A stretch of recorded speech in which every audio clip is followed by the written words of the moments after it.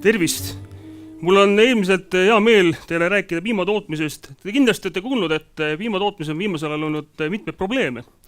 Ja me oleme siis oma töögruppiga loonud sellise töövahendi, millega on võimalik siis piimatootmise konkreetseid tulemusi hinnata, mõõta ja selle järeldest teha otsuseid.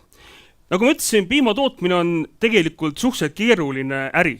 Ja see on koosneb erinevatest protsessi osadest, mida on vaja osata juhtida.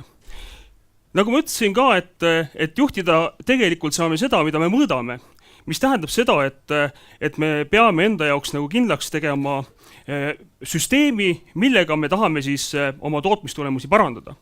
Ehk siis meil on olemas tootmisprotsessi sellised tulemusindikaatorid, millega on võimalik arvutada välja ühtse metoodika ja sellega liitunud võrgustiku ettevõtete näitajatel tulemusmõõdikud tootmisprotsessi erinevatest osadest, lõikudest. Mida see võimaldab?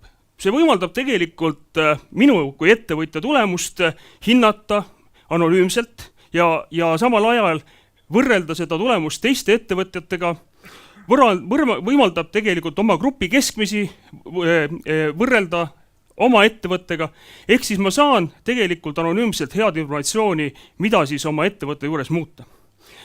Selleks oleme siis kasutanud vastavat tarkvara, Business Intelligent, ja siin ka mõningad näited, et mida me siis konkreetselt mõõdame. Need on siis tulemusindikaatorid, konkreetsed võtmenäitajad, see punane peaks näitama meile siis seda, kus on minu ettevõtte asukoht antud skaalal, ja ta näitab erinevaid näidikuid ühe ettevõtte töölaual. See on hea võimalus selleks, et teha otsuseid piimatootmises, kus on äärmiselt keeruline tootmisprotsess. Samal ajal on võimalik ka hinnata seda, et mida ma siis saan parandada selleks, et jõuda parimate praktikate jälgijatele järgi. Ehk siis meie konkreetne töölaud, töövahend on mõeldud selleks, et ettevõtjad saaksid teha otsuseid. On võimalik kiiresti saada kätte vajalik informatsioon. Ettevõtjal on ühel töölaual olemas kõik olulised andmed, mille põhjal teha otsuseid, seada uusi eesmärke. Ehk siis sihtgrupp on meie jaoks juhid, ettevõtjad, teadlased ja otse loomulikult erinevad konsulendid.